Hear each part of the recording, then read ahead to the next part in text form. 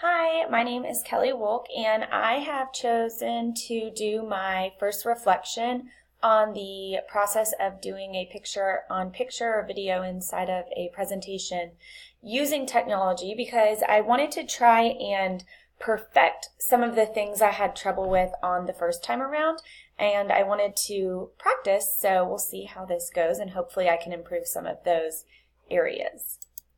So the actual process of creating my presentation, especially using this in my instructional video, sometimes I found it frustrating because I would have to stop a lot if I lost where I was going or things like that, and I felt like my stopping and starting made my video sound a little bit off.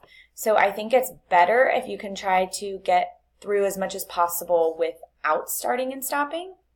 I also found that, and I'm trying not to do it right now, that I would be looking at myself on the webcam instead of looking at the camera. And so through more practice, I hope I get more comfortable, but I found that when I was watching the video play back, that my eyes didn't seem to really meet where they needed to.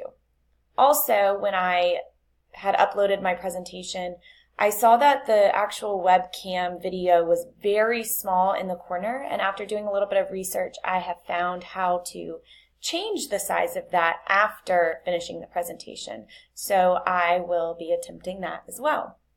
I did find though, however, after making more of these, and especially after doing the voice narrated versus the video, I am getting more comfortable with the process, and I do feel that through the experience and through the practice, sometimes having the video almost makes me feel better because I feel like I can speak in more of a conversation tone as if an audience was watching.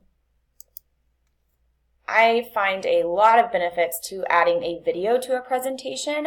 As I think about my first grade students, I think it would be much more engaging for them to see me as I present on a topic.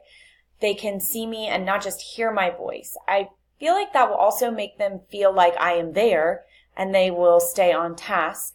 And there's more of that personal connection, and I get that from the process of watching professors do it. When I can see a video, I feel more of a connection and I am more engaged in watching body tone and language and so on.